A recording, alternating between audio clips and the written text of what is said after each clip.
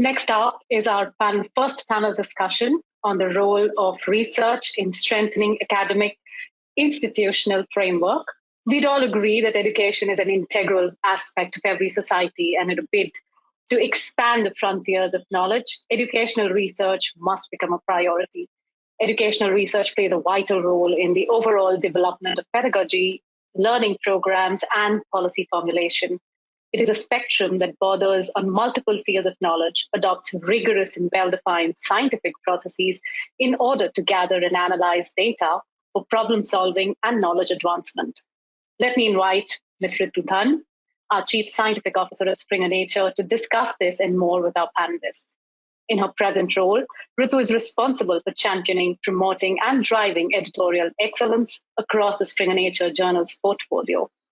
Previously, she has also served as a vice president for Nature Journals, where she oversaw the editorial strategy and management of Nature, Nature Communications, and the Nature Research and Review journals. Ritu completed her PhD from the Ludwig Institute for Cancer Research and University College, London, and a postdoctoral fellowship at the Samuel Lunenfeld Research Institute in Toronto. She's passionate about research and integrity and open science. So no guesses why she's the best person to moderate our panel discussion on the role of research today. Welcome, Ritu, and over to you. Thank you very much, Nidhi. It's a great pleasure to be here. I'm very excited to be chairing the next session on the role of research in strengthening academic institutional frameworks.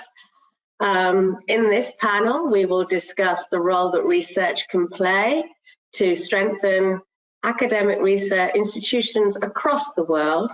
We will consider how to build high-impact research communities, as well as the associated challenges that come with doing this, and the impact research can have on the economy. We hope this discussion will give relevant stakeholders insights into strengthening research activities, as well as provide information on how to bridge the gap between industry and academia. I am delighted to introduce today's panelists. Dr. Shashank Shah is a stakeholder management strategist, international researcher, and national best-selling author. He has also been a visiting scholar at Harvard Business School and Copenhagen Business School. His research focuses on the role of corporations in economic and social value creation.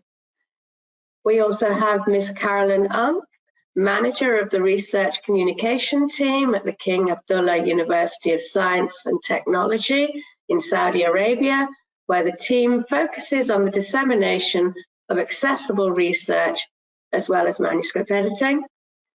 Mr. Lameen Abdul Malik, Nobel Prize winner in 2005, founder of Ideas Cafe 100, which is a crowdsourced platform for innovative ideas to impact our world positively, focusing on health, sustainability, technology, and youth. We have Mr. Abdullah Sultan. He is the Dean and has research oversight and coordination at King Fahd University of Petroleum and Minerals in Saudi Arabia. This is a highly internationally ranked petroleum and engineering research institute. And finally, and surely not least, we have Dr. Venkatesh, Vice Chancellor of Manipal Academy of Higher Education, which is one of India's leading academic research institutions. Welcome, everyone. It's a great pleasure to have you here today. So I will be asking our panel experts questions, and there will be a question and answer session with the audience after the discussion. So members of our audience, please do feel free to put your questions into the chat box at any time during the talks.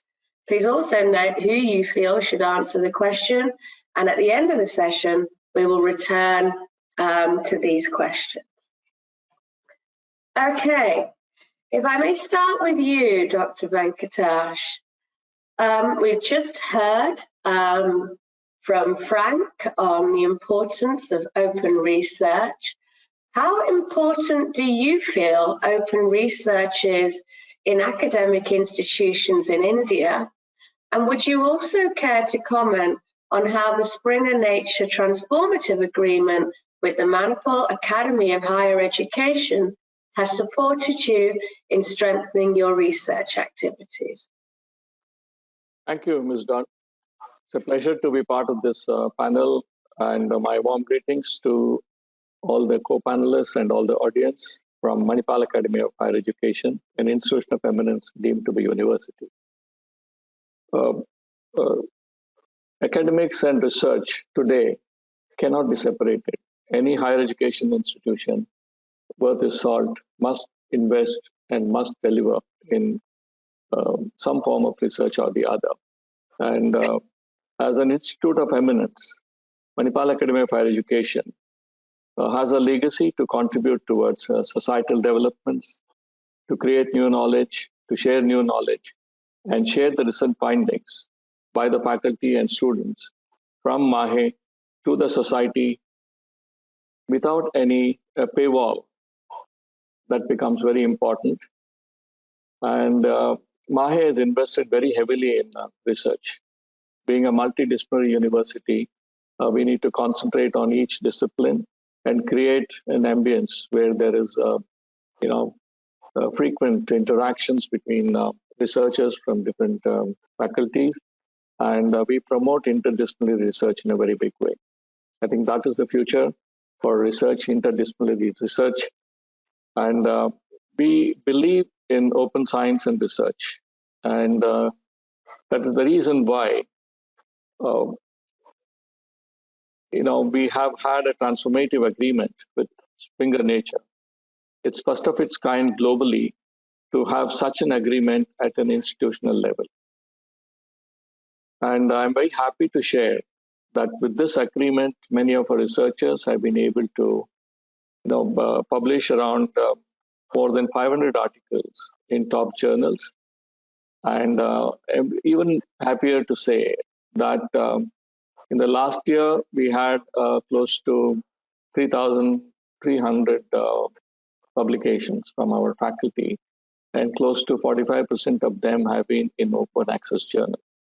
So the advantage of open access publication is for all of us to see that it increases the visibility, it increases the citation. In our own experience, an open access journal increases the citations by 1:9. That means an article published in a normal journal by service and open access journal, the citation increases by 9-fold. And also it brings in a lot more downloads. Of these 400 odd publications that have happened across the globe, they have already been downloaded more than 1 lakh times, that means 100,000 times.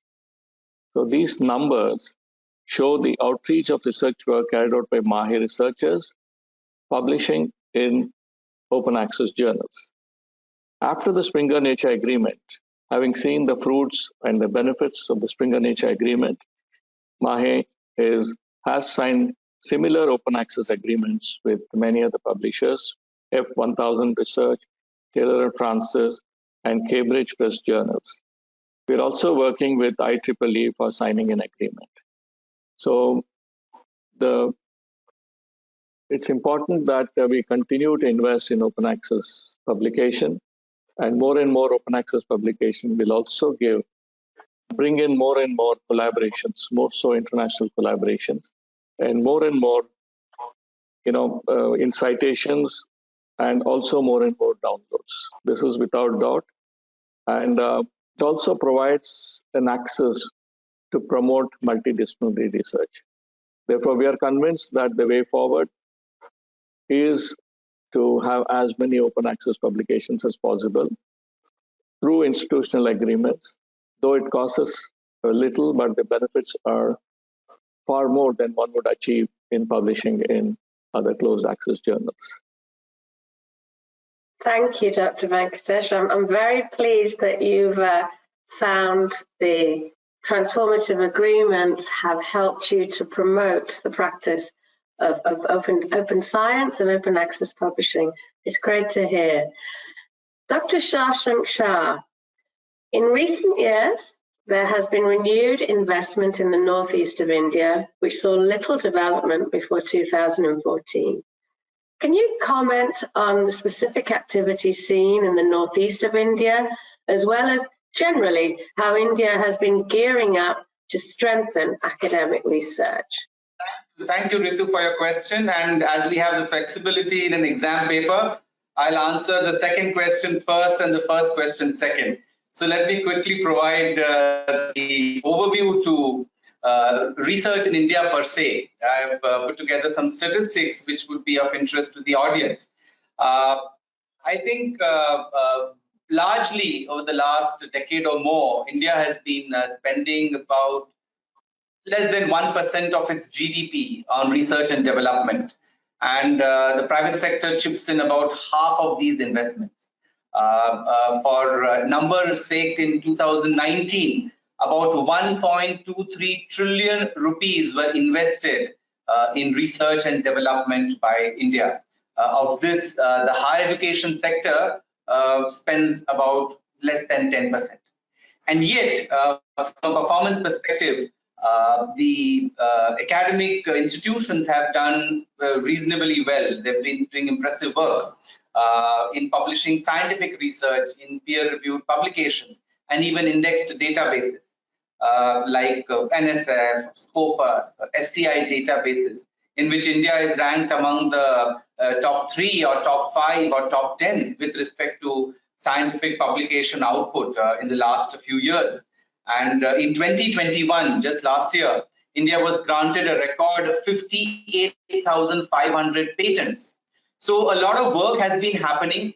We need to keep in mind the larger socio-economic context in which India operates and the kind of investments that are available for this particular sector. And yet a lot of focus has been increasingly provided even by government initiatives to research, R&D in general, and higher education institutions in particular. For example, in 2019, the government of India allowed corporations to use the mandatory CSR funding for investments in publicly funded incubators and for contributing research efforts in science and technology, in medicine, in engineering, at publicly funded universities, at IITs, at the national laboratories, and several autonomous bodies. In the subsequent year, in 2020, when the national education policy was announced, it proposed the formation of the National Research Foundation as the apex body for research in India that would catalyze, that would seed, that would grow and mentor research institutions across the country. And just last year in the budget, in the central budget of the government of India, the finance minister announced an outlay of 50,000 crore rupees for the National Research Foundation over a 5-year period. So the government has been making a lot of efforts in supporting research in India, but I think a lot of responsibility and opportunity lies with the private sector as well, because the private sector contributes nearly 80% of India's GDP. And similarly, it has an opportunity to contribute phenomenally to R&D, especially academic research in a big way, because it has human resources, it also has phenomenal financial resources. Let me quote just one example. India's leading company in the Tata Consultancy Services, TCS, it has an annual R&D budget of 1.5% of its total turnover. And in 2022, its turnover was $25.7 billion. That's the quantum of funding that's available within a single company like TCS for R&D. And hence there is a phenomenal opportunity for public-private partnership in research, both academic research and development in general for India. In fact, I had written an article for the Financial Express in 2020 where I have elaborated on the concept of Atmanirbhar innovation or innovation dependent on India's own strengths and resources that would help in its journey. On your second piece, which is on the Northeast, Northeast is a very unique geography for India. For those of you who may not know, it has 8 states, and each of them have a very different culture, history, language, food habits, and especially native arts and industries. But for various reasons, the development of the northeastern part of India has been slower compared to the rest of the regions, and it contributes a minuscule 3% to India's GDP, though it has a very vital strategic and socio-economic importance. And hence, as you rightly said, in the last few years, a lot of investments have been made in the Northeast, especially through infrastructure projects. However, there is a lot of opportunity to contribute through investments in research and development in the educational institutions of the Northeast. There are at least about 10 universities across these 8 states which cater to the very unique needs of the regions of this region and the hilly terrains of Northeast.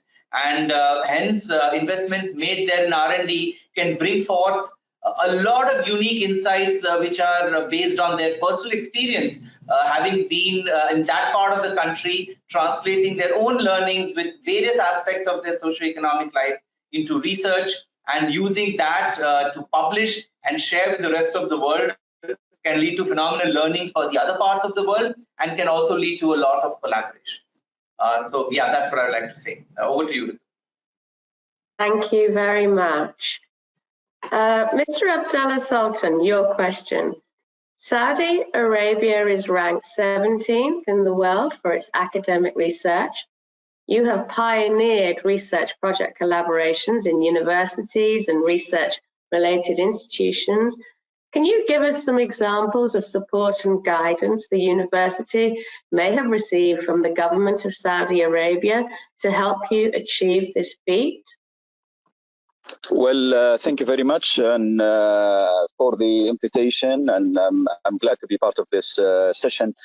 The kingdom is Saudi Arabia is not an exception of what other government leading R&D is doing, but probably the exceptional thing the Saudi Arabia has nowadays is the clarity and the boldness and the movement. I think these are all critical factors in terms of accelerating the impact of research, taking it much closer to the field in general. And we speak very much now driven by the government expectation, the language of research to market, where the acceleration of research and research impact and taking innovation to a deployment becoming a very critical part, where the government now, through different programs, and the latest among that is a revision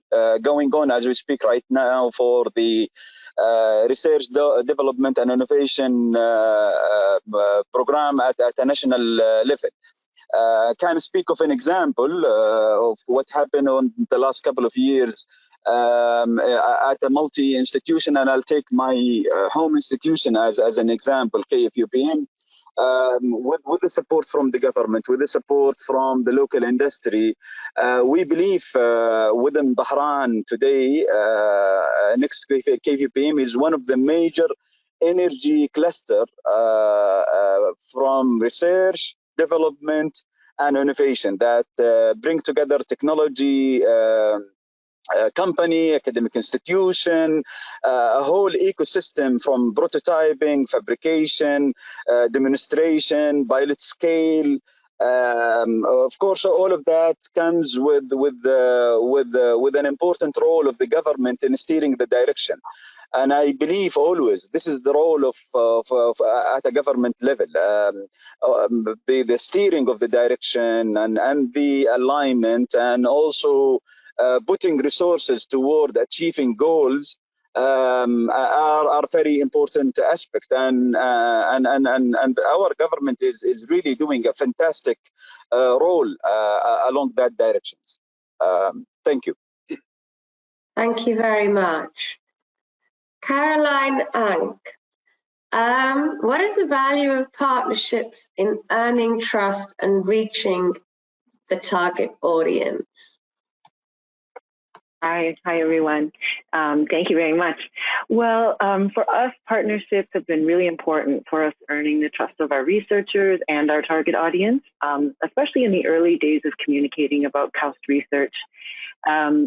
Initially, KAUST researchers were not actually encouraged to communicate with the media. We were first mixed university in Saudi Arabia, and when our scientists would speak with reporters, they would end up asking them about politics instead of about research. But things have changed, as we just heard from our last panelist. Saudi Arabia has made a lot of change. Also, our research was quite young and immature. So as things have changed, as our research has become more mature, we really wanted to start a dialogue about research. And to do this, we needed to develop research stories that were accessible beyond peer research communities. So our faculty were always publishing in peer-reviewed journals and this sort of thing, but not beyond, not to a more broad audience. And so now we needed to convince our researchers that we do want them to communicate about their research, but in this different way, in a way that would make their research accessible more broadly.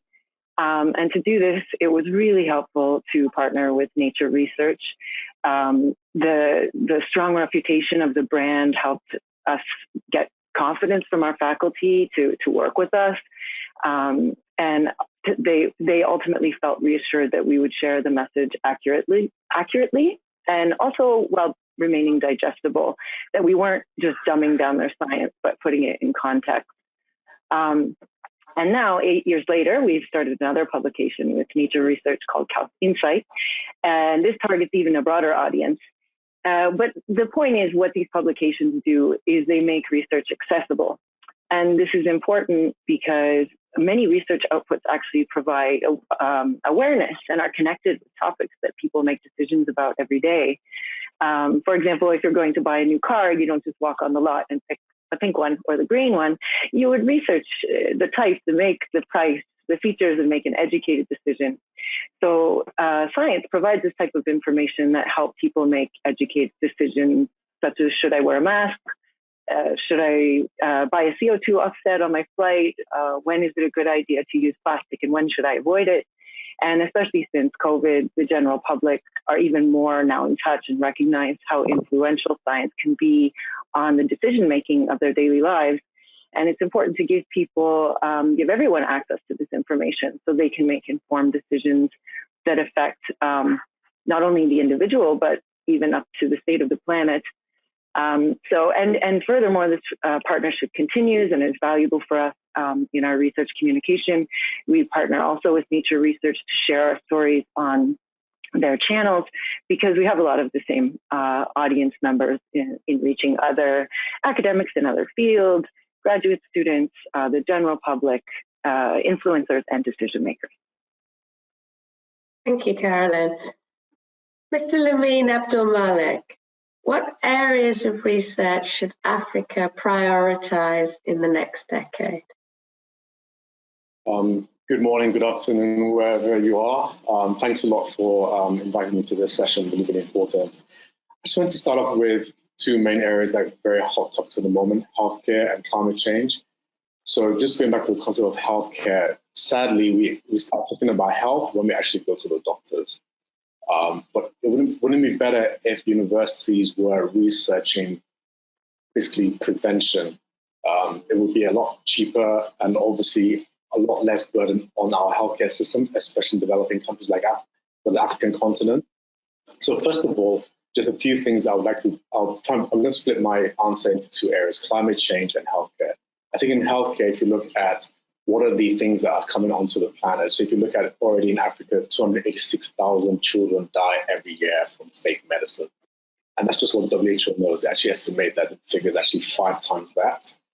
But also, if you look forward to 2030, Lancet Oncology has said that by 2030, 1.4 million people will die every year from cancer. So is there something we can start working on that we can say that by 2030, we want to prevent that from happening? And I think one of the key areas is looking at food and human physiology. For example, we already know that one of the reasons why cancer is increased in Africa relates to changing diet, changing lifestyle. What tends to happen in Africa a lot is when people start becoming wealthier, they start imitating Western diets. So they're moving away from local diets that have actually kept them healthy for centuries. So I would like to see universities focus a little bit more on research in terms of human physiology, what are the best foods to eat at particular times, and in that way I think that we'll have more preventative medicine So we're not looking more at healthcare, we're looking at giving people health access so they're more in charge of their health, so they minimize the amount of times they frequent hospitals. Because already in Africa, you're looking at one doctor for at least 10,000 patients. So we can mitigate that so the doctors can actually focus more on treating people who actually really need that. The other thing as well is looking at one of the things I discussed last year when I was actually in Saudi as head of a think tank there was looking at the concept of investing in technology. And one of the main things is platform technology. Now, it might sound very high tech, but a lot of people actually have smartphones. So giving that kind of information back to people in Africa. So I like to see universities focus more on tech. I just came back from Morocco, where I worked with a university called Mohammed VI University. And one of the main areas in Morocco they're actually investing in is actually looking at apps, platform technologies. So a lot of people have smartphones, a lot of people have phones where you can send information easily to people, say, focus on eating this, for example. Another good example I actually just learned yesterday is there's a company, I think, Nura, that started off in the States, but actually based in India, where they're looking at not just care for people who are suffering, but also the care, educating the carers as well. For example, if someone has a particular disease, they go home, but educating them, what should they eat? So looking at that kind of research in their food as well. Now, going on to climate change, so there's 4 areas I think that research should focus on. Is looking at the research in educating entrepreneurs about new technologies. So we know that universities have open days for students, but how about universities having open days for entrepreneurs, saying, we're working on this particular technology. Perhaps as entrepreneurs, you might want to invest. I think it was a really good example that was shared earlier on from Dr. Shah about how the private sector should take the lead. I'm really a strong advocate for public-private partnerships because the public sector cannot fund everything. So there'll be very good lessons learned from India being translated to Africa as well. Secondly, I want to look at, in terms of climate change education. I don't think we should start thinking about education now when we get into universities, but maybe mainstreaming that into primary school, saying, okay, if you focus more on this kind of way of interacting with the environment, it might be better. A classic example is looking at, obviously, cutting down firewoods for food. Is there a way we can, mitigate that? Maybe when, for example, maybe when they're cooking, they wear masks, because we already know that pollution is one of the main killers. Even in London, it kills over 100,000 people a year, pollution. And in Europe, it was over 500,000, but that figure is from 2013. I don't know what the figure is now, 9 years later. So that's the third thing. The other thing I was looking at climate change and also food is looking at the concept of decentralized irrigation, investing in technology that basically looks at minimizing fossil fuel. Also looking at using solar panels, for example, to look at irrigation, so that we're basically having more effective and more efficient way of basically farming. So in summary, I think that the universities should engage more with the private sector. We should have more education at the primary level, and also look at learning from what's also happening in different parts of the world, especially like India. Thank you. Thank you very much. Okay, we've all had, the panel has had the opportunity to answer one question. We've got some more time, so I will be able to ask a few more questions, but I won't be able to go through the entire round again. So if we go back to Dr. Venkatesh, can you comment on how important you feel research actually is in an academic institution and the impact it can have in India? Yeah, thank you once again. I mentioned it in my answering the first question. Research is extremely important in higher education institutions, without which I think only delivering academics will only be doing a part of its duties. It's also the responsibility of higher education institutions to create new knowledge, to create new processes, and to communicate it to the world, to make things easy for the humanity, to make life easier for the humanity as we go forward. As an academic institution, MAHE's research is focused on, healthcare, technology, sciences, public health, management, and arts. Majority of our faculty and students are researchers and carry out research by developing newer medications, developing newer services, and more and more towards ours is a predominantly healthcare-based university, though technology is also a very big part of it. So it's about making things easier, preventive medicine, practice of preventive medicine processes, vaccine development, newer drug delivery systems. These are all the primary focus in which we are working. In addition, in the high-end technology, we are working on artificial intelligence, machine learning, cybersecurity, robotics, and aeronautical engineering. Therefore, the range of subjects are quite large. But what I've seen over the last few years has been that there's a convergence of disciplines. More and more health sciences researchers are talking to their engineering counterparts in terms of how do we use analytics, how do we use artificial intelligence, how do we use machine learning to make things better for the suffering humanity. And the other question that you asked was, the part of this question was, how is the impact the institution itself? I think it has got a very big impact. As an institution of eminence, we have set targets for ourselves. So what do we want to do in 5 years, or the 5 verticals that you have chosen? Research and development is one of them. What do we want to do over the next 15 years? What should be our research focus? What should be our research deliverables? And how do we develop more and more collaborative research and interdisciplinary research, not only within the university, but outside of the university? We're all aware that, at least in India, I think Dr. Shashank would bear with me that majority of the higher education institutions, the income is derived out of fee. I think this cannot last forever. There is only a finite limit to increasing the fees to generate resources for higher education institution.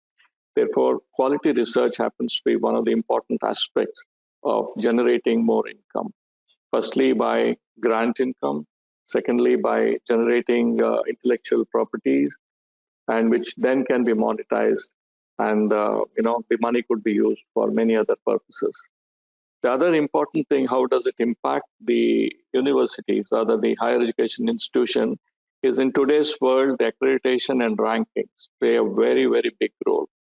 In fact, in most of the accreditations and in ranking agencies, both national and international ranking agencies, the weightage given to research and development is phenomenal.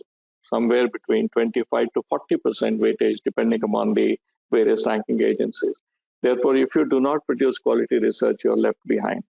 It also adds to the perception of the universities in the minds of the students when they choose that institution to take their education. And also, it also adds to the perception of the various other universities within the country and outside to develop collaborative research with the institution.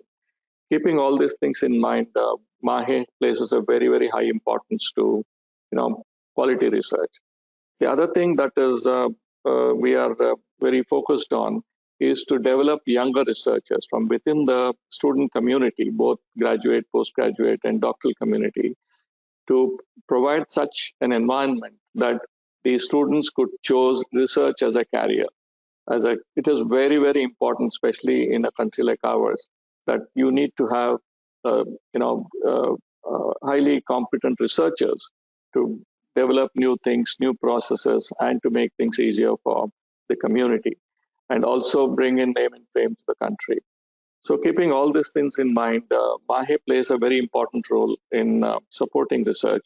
We have invested very heavily in research laboratories, in innovation centers, in entrepreneurship centers, and also in innovation facilities that are provided to students so that they can go tinker.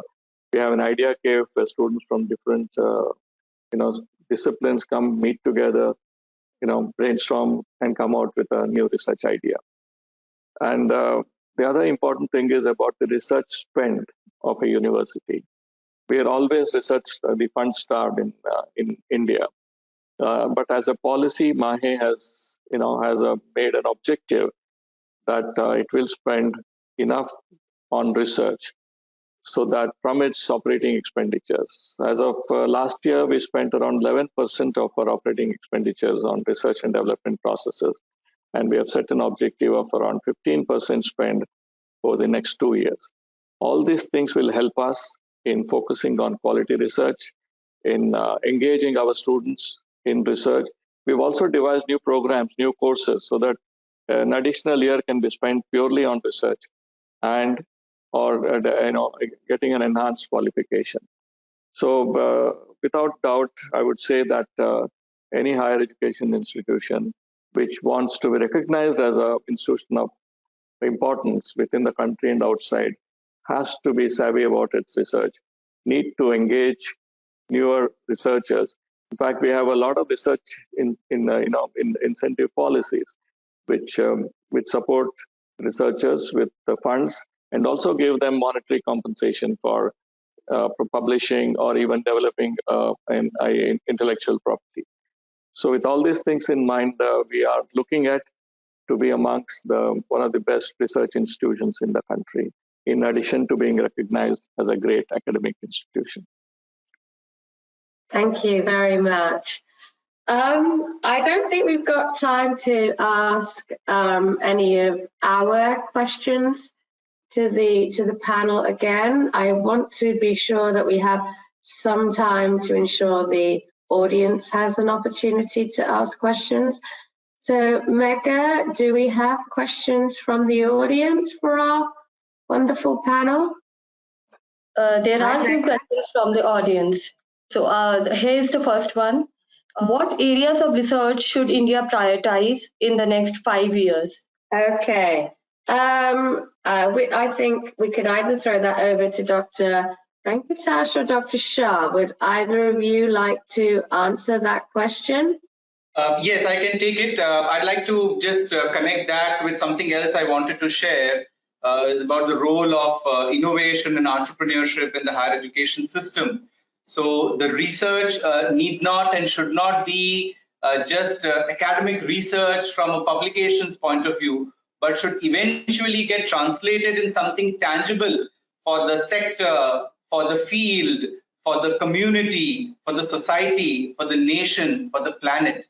Because after all, research is value addition to existing body of knowledge, and that scholarship and the lens which is used in order to add that new value should not just be academic scholarship, but should be a scholarship that benefits all of us.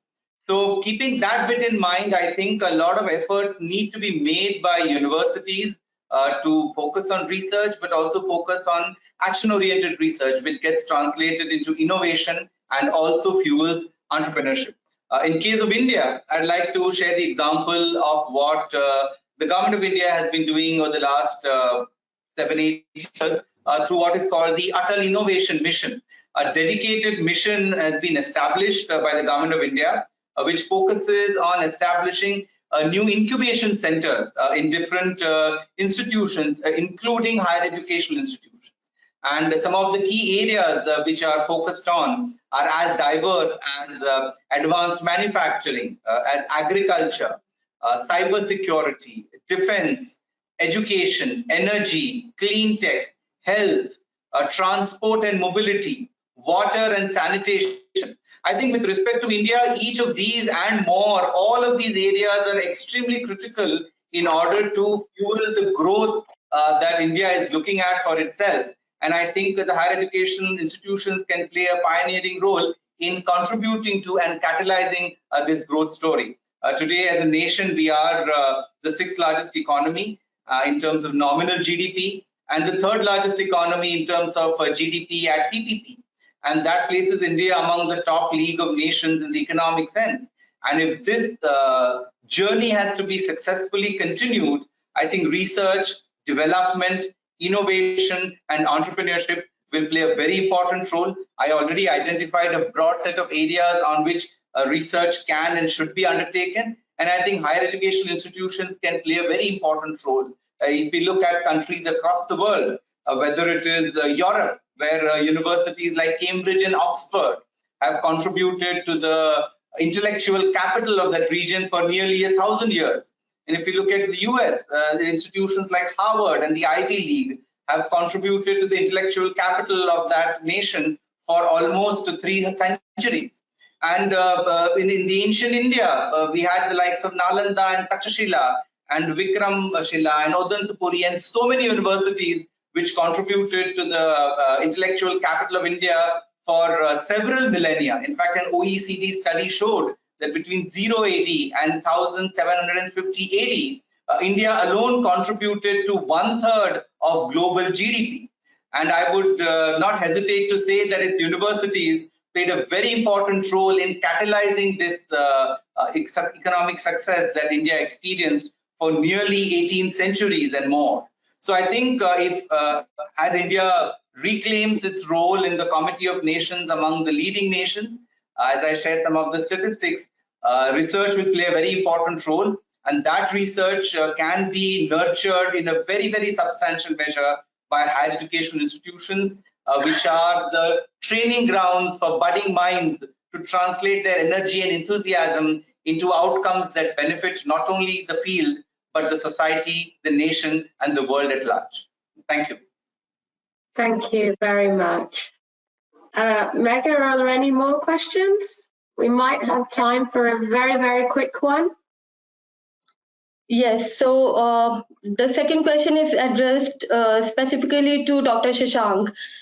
Someone wants to know, having worked at Harvard and in Europe, are there any specific learnings for India from the successes you had witnessed at these institutes? Yes, so I would use that question to share probably some of the models that have emerged in those institutions to translate research into innovation and entrepreneurship. These have emerged over almost 2 decades. So I'll quickly run through them. I think one of the models is the active technology transfer model that pushes research outcomes for public use through tech licensing offices. This has been seen in MIT, it has been seen in Stanford University, and has been successfully used in order to push research for public use. The second model which has emerged is the entrepreneurial tech transfer model, where new venture creation is encouraged by universities through entrepreneurial activity. The example here I would like to quote is that of Caltech, which had the Office of Tech Transfer that took non-controlling stakes in ventures and also accepted royalty fees. And it also created a venture forum for startups seeking finance. So it played a positive role in translating the research at the university into ventures. The third model is of entrepreneurial tech transfer and incubation. Here we saw universities create incubators, and the new ventures received managerial assistance, they received physical services, and startups were accepted in these incubators both from within the universities and the local community. And it was a win-win because this exposure benefited not only the faculty to translate their research into ventures, but also contributed to the local regional development when these ideas were changed to products and services. A very good example, which started many years ago, is the Austin Tech Incubator. And the last example is of entrepreneurial tech transfer, along with incubation and VC funding. So this led to translation of research into products. It contributed to regional development, regional economic development, and of course social development as well through new businesses and jobs.